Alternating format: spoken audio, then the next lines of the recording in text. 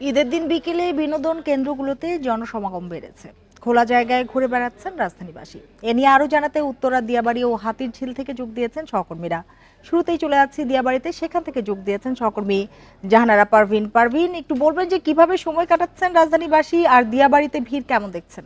এখন জন্ম সনদ দিয়ে খোলো বিকাশ স্টুডেন্ট অ্যাকাউন্ট।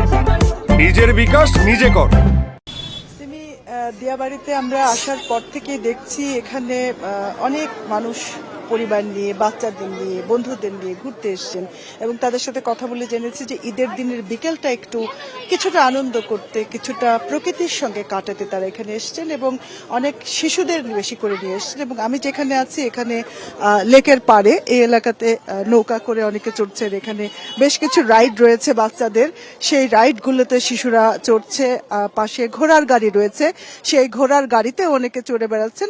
যে যেভাবে কেউ রিক্সায় ঘুরছেন, কেউ হয়তো ঘাসের মধ্যে হাঁটছেন। বা এ খুব খোলামেলা এবং অনেক বড় একটা এলাকা এই এলাকাতে, এবং একসঙ্গে যেহেতু অনেক মানুষ নেই, ছড়িয়ে ছিটিয়ে আছেন, ঠিক সেভাবে ঘনত্বটা বোঝা যাচ্ছে না। কিন্তু এই ঈদের দিনের এই বিকেলটাকে কিছুটা আনন্দ ঘন করতে প্রকৃতির মাঝে তারা এসছেন এবং দিয়াবাড়ি এলাকায় ঘুরে বেড়াচ্ছেন। এবং অনেক বয়সীদেরও আমরা দেখেছি যে পরিবারের মুরব্বী যারা, তারাও এসছেন।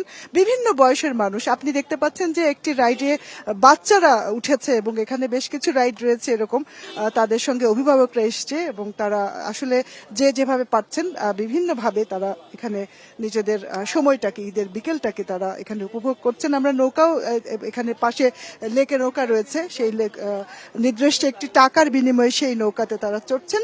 এবং আজকের বিকেলটা কিন্তু খুব একটা গরম নয়, যেটাকে আমরা গ্রীষ্মের যে খুব উত্তপ্ত বিকেল আমরা বলবো না। এখানে যেহেতু প্রাকৃতিক পরিবেশ, বাতাস রয়েছে, গরমের পরিমাণটা অন্যান্য দিনের চেয়ে আজকে কিছুটা কম এবং তাদের এই ঘোরাঘুরিটা অনেকটা কমফোর্টেবল হচ্ছে, স্বস্তিদায়ক হচ্ছে আজকের আবহাওয়ার জন্য।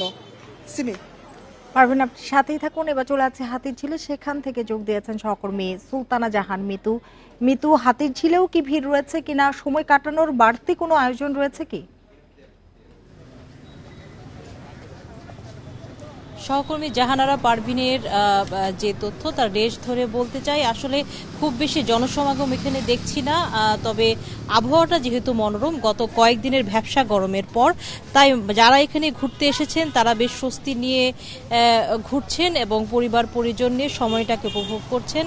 তবে হাতিরঝিলে আসলে বাড়তি তেমন কোনো আয়োজন নেই। তবে পুরো যে হাতিরঝিল এলাকাটি, এটি একটি নান্দনিক কি বলবো, নান্দনিক একটি স্থাপনার মতো এখানে গড়ে তোলা হয়েছে।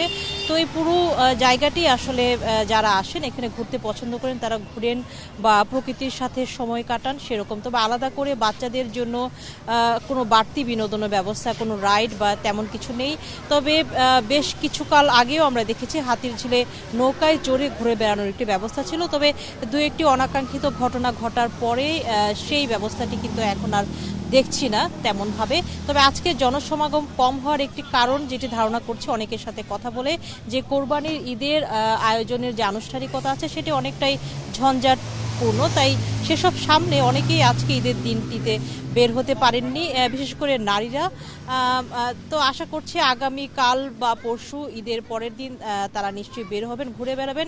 এছাড়া রাজধানীবাসীর আরও যেটি বলছেন যে রাজধানী ঢাকা শহর যেহেতু একটি অন্যতম ব্যস্ততম নগরী এবং সেই সাথে যানজটে পরিপূর্ণ, তাই তারা সারা বছর অপেক্ষা করে থাকেন ঈদের এই সময়টার জন্য। এই সময়টা তারা ঢাকাকে একেবারে অন্য রূপে আবিষ্কার করেন এবং এই সময়টাই আসলে তারা ঢাকার যে আবহাওয়া, এই আবহাওয়া থেকেই আসলে তারা সারা বছরের যে একটি শান্তি, একটি শক্তি, সেটি জুগিয়ে নেবার চেষ্টা করেন, একটু জিরিয়ে নেওয়ার চেষ্টা করেন। এখন পর্যন্ত এই ছিল আমার কাছ থেকে সবশেষ। ঈদে ঘোরাফেরার খবর জানাচ্ছিলেন আমাদের সহকর্মীরা।